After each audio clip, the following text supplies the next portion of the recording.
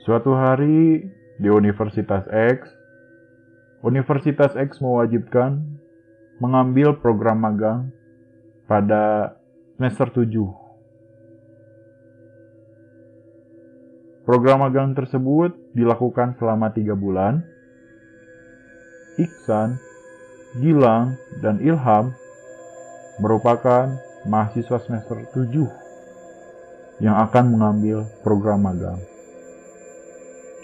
Secara kebetulan, Iksan memiliki kenalan di perusahaan XXX. Perusahaan ini merupakan perusahaan yang menghasilkan jaket, baju, dan celana. Mengetahui hal itu, Gilang dan Ilham langsung meminta surat izin untuk magang di perusahaan XXX. Singkat cerita, keesokan hari surat izin magang Iksan, Gilang, dan Ilham sudah selesai. Pada hari yang sama, Iksan meminta Gilang dan Ilham membicarakan kepada HRD, di mana tujuannya adalah berbicara tentang magang. Ketika hari pertama magang, mereka bertiga dijelaskan denah perusahaan, tugas-tugas departemen, peralatan yang digunakan untuk proses produksi, dan hal-hal lain yang berhubungan tentang proses produksi. Kegiatan ini diperkenalkan oleh mentor yang melancarkan proses magang. Mentor tersebut bernama Pak EF. Keesokan hari di perusahaan XXX, proses magang pun berlangsung. Mereka pun menjalankan tugas-tugas yang diberikan oleh Pak EF. Ketika Gilang diberikan tugas oleh Pak EF untuk pergi ke departemen produksi, saat selesai dari departemen produksi, Gilang sengaja berkeliling di perusahaan. Ia terheran-heran ketika penjelasan hanya disebutkan bahwa bangunan itu hanya gudang biasa. Tetapi ia melihat adanya kegiatan produksi. Melihat hal tersebut, Gilang berpikir, sepertinya ketika pihak HRD menjelaskan denah perusahaan, mungkin pihak HRD lelah sehingga salah menjelaskan. Singkat cerita, proses magang sudah menginjak minggu ketiga. Ketika sebelum berangkat magang, Ilham membaca berita bahwasannya kota ini memiliki kasus penculikan dan pembunuhan misterius yang cukup tinggi. Menanggapi hal tersebut, Ilham tidak ingin lebih lanjut membaca beritanya karena ia tidak tertarik. Mereka bertiga pun bertemu di perusahaan XXX dan akan memulai proses magang. Ketika waktu menunjukkan jam 10, Ilham diperintahkan oleh Pak EF untuk mengunjungi departemen produksi. Ilham terkejut ketika melihat bangunan yang di sebelah departemen produksi ada kegiatan produksi. Sontak Ilham pun bertanya kepada Pak EF ketika sesampainya di kantor. Ilham pun bertanya, "Pak, maaf, kenapa bangunan di sebelah departemen produksi ternyata ada kegiatan produksi?" Pak EF pun menjawab, "Kamu salah lihat kali, Ham. Itu untuk departemen produksi." Ilham pun hanya mengiyakan dengan senyuman. Sesampainya di kantor, Ilham memberitahukan kepada Iksan dan Gilang bahwasannya ia merasakan ada yang tidak beres di perusahaan XXX. Ilham pun berkata, "Dak, jigana perusahaan ieu asa aya nu ngaganjel. Ieu urang mariksa bangunan di sisi departemen produksi. Ternyata ruangan eta lain saukur gudang hungkul. Ternyata ya produksi kulit." Gilang pun merespon informasi dari Ilham tersebut. Urang ge harita ningali di bangunan eta teh aya kegiatan produksi. Mendengar informasi dari kedua temannya tersebut, Iksan menjawab, "Tapi urang teu ningali sama sekali nu aneh di bangunan eta.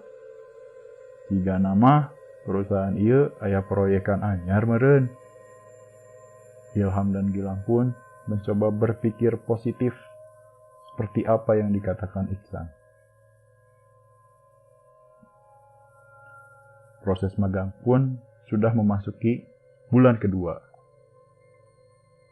Gilang dan Ilham pun mulai terbiasa dengan suasana tempat mereka magang.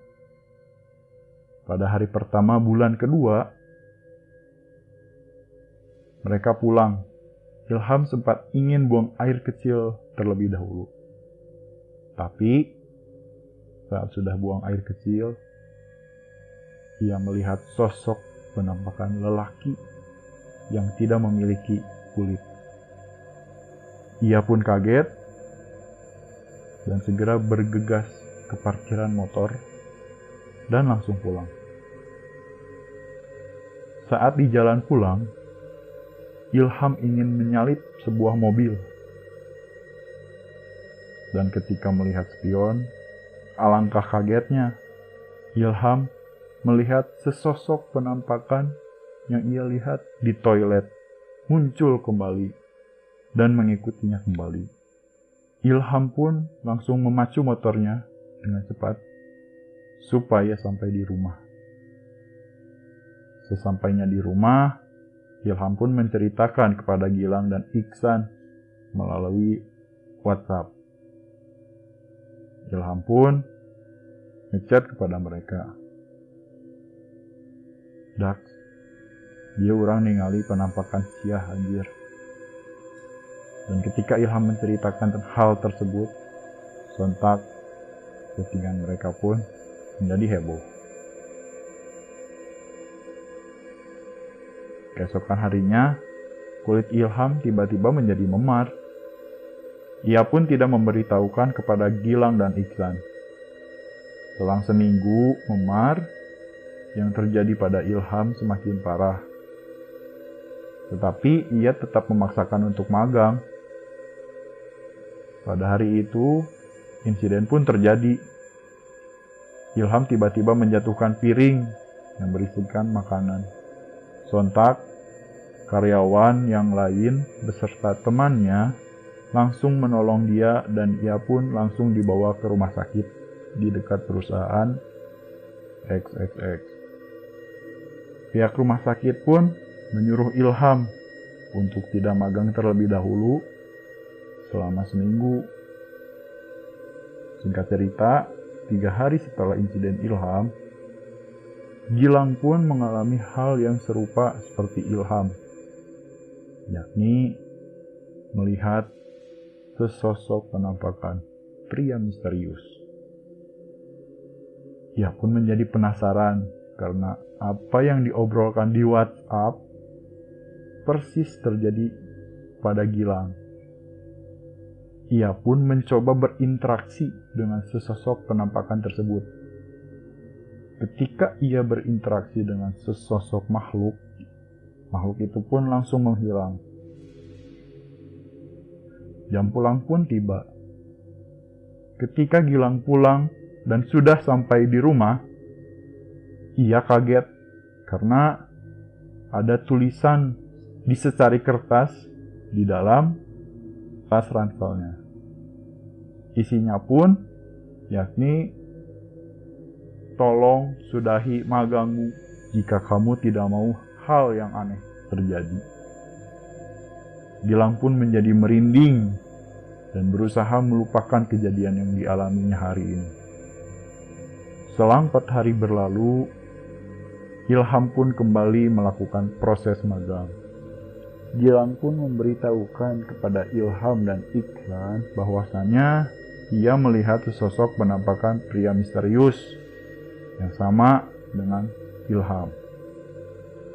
Rasa penasaran mereka pun menjadi-jadi. Mereka diam-diam akan menyelidiki bangunan yang ada di sebelah departemen produksi. Proses pengintaian pun dimulai. Mereka secara diam-diam mengunjungi bangunan yang ada di sebelah departemen produksi. Alangkah terkejutnya, ternyata gudang yang ada di bangunan tersebut terdapat bau bangkai yang menyengat dan kulit-kulit tersebut tidak terlihat seperti kulit sapi. Mereka pun menduga-duga apakah selama ini bahan dasar jaket kulit yang diproduksi berasal dari kulit manusia yang dibunuh. Proses pengintaian pun berakhir. Ketika jam pulang, Gilang dan teman-temannya memutuskan untuk berkumpul lalu membahas dan memperdebatkan apa yang mereka lihat dan apa yang harus mereka lakukan. Selama mereka membahas apa yang dilihat selama pengintaian, Gilang dan bersama teman-temannya awalnya meragukan bahwa kulit tersebut merupakan kulit-kulit manusia yang dibunuh. Namun, dengan berita yang beredar, akhirnya mereka mempercayai bahwa kulit tersebut merupakan kulit manusia yang diculik dan dibunuh.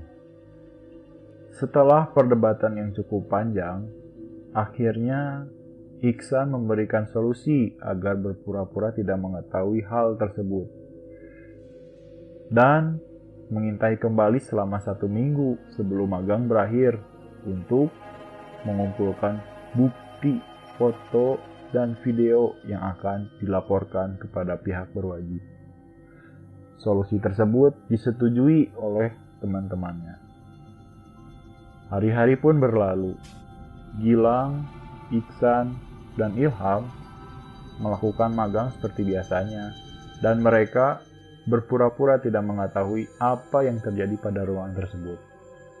Ketika Iksan dan Ilham sudah seperti tidak mengingat kejadian tersebut, seperti angin yang berlalu, Gilang seorang diri tetap dihantui oleh rasa penasarannya.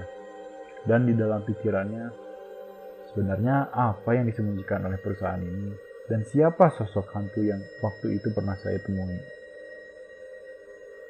Pada malamnya, ketika Gilang sedang istirahat dan masih memikirkan hal tersebut, tiba-tiba Gilang dikejutkan oleh suara ketukan yang berasal dari jendela.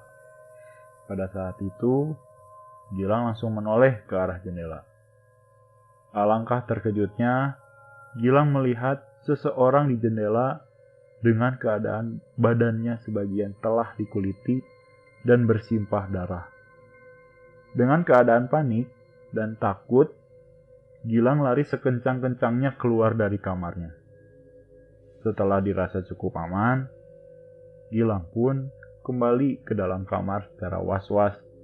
Dan di saat itu juga, Gilang mulai merasa bahwa dirinya telah diteror oleh sesosok penunggu yang menempati di pabrik tersebut. 2 minggu setelah kejadian teror yang dialami oleh Gilang, yang merupakan 1 minggu terakhir mereka magang, Gilang mengajak Iksan dan Ilham untuk melakukan pengintaian kembali sesuai dengan solusi yang telah disepakati. Tetapi, Iksan merasa lebih baik dilakukan di esok hari saja, karena Iksan sedang ada urusan dan rencana sementara dibatalkan.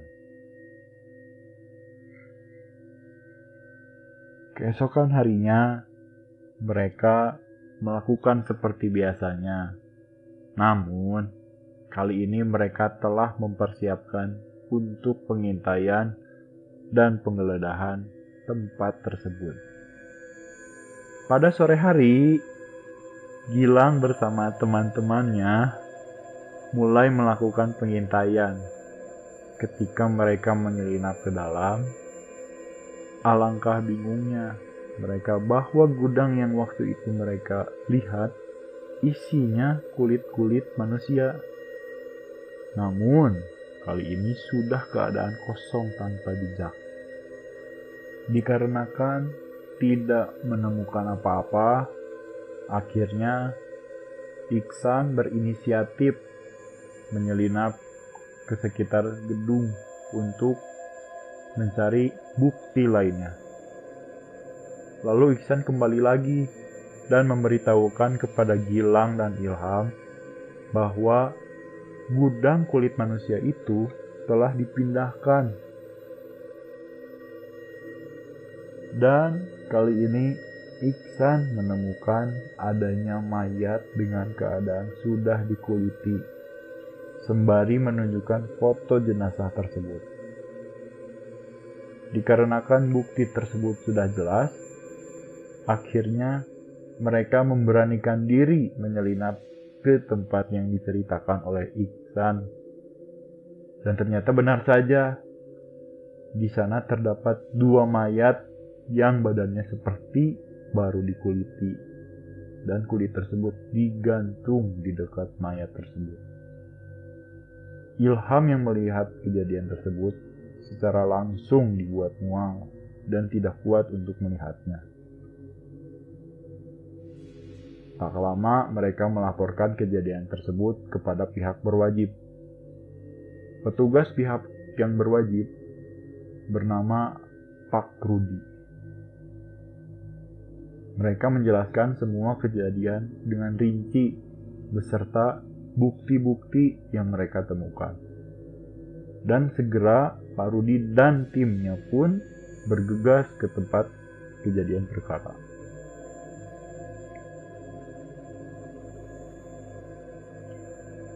Ketika sampainya di TKP, sontak semua karyawan di perusahaan tersebut menjadi ramai karena kedatangan Pak Rudi bersama timnya. Ketika olah TKP, Pak Rudi sibuk menggeledah gudang tersebut. Saat Pak Rudi sibuk, Ilham dan Gilang tiba-tiba dibuat pingsan dengan cara dipukul kepalanya oleh orang yang tak dikenal. Sadar-sadar, alangkah terkejutnya, ternyata Pak Rudi dan timnya, lalu karyawan perusahaan XXX, melakukan pekerjaan seperti biasanya, dan mereka terlihat sudah saling mengenal satu sama lain. Ternyata pelaku pembunuhan adalah perusahaan XXX. Perusahaan itu bersekongkol dengan pihak berwajib untuk membungkam kasus pembunuhan tersebut.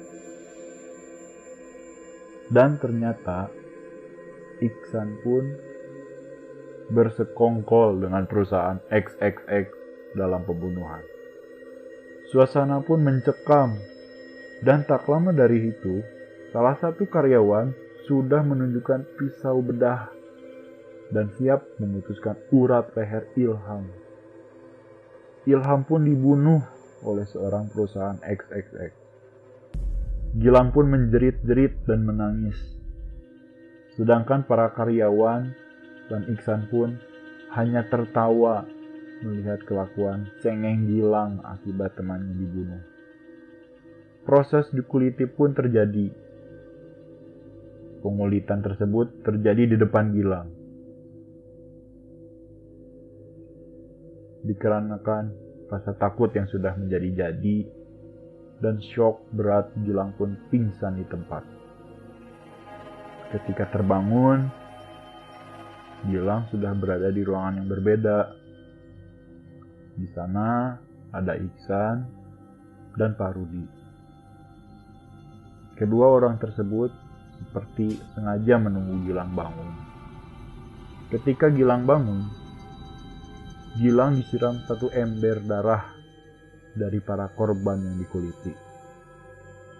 Gilang pun kembali menjerit-jerit. Namun, kali ini dia tidak bisa menjerit karena lidahnya telah dipotong. Selama menunggu selanjutnya, Gilang akan dimutilasi. Iksan pun mulai bercerita. Tolol didinya mah, hayang wae urusan batur.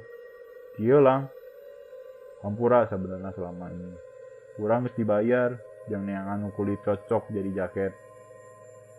Kebetulan, maneh jeung Ilham nu mantes jadi tumbal urang. Tapi nuhunnya, maneh kali ini ada manfaat buat urang. Gilang pun hanya menangis dan meronta-ronta, menunggu menit-menit terakhir sebelum Gilang dikuliti. Setengah jam berlalu. Pada saat giliran Gilang akan dijadikan korban selanjutnya, Iksan sendirilah yang mengantarkan Gilang ke tempat di mana para pembunuh siap menguliti Gilang. Gilang pun pasrah akan hal tersebut. Gilang pun memejamkan mata dan bersiap-siap nadi di lehernya akan dipotong. Sayangnya, pemotongan nadi di lehernya tidak dilakukan kepada Gilang. Gilang pun langsung dikuliti dengan keadaan masih hidup-hidup. Sementara mayat Ilham sedang ditumpuk dengan mayat lainnya dan akan dibakar. Selang 1 tahun berlalu, Iksan dan Pak Eep sedang mencari mahasiswa semester 7 selanjutnya.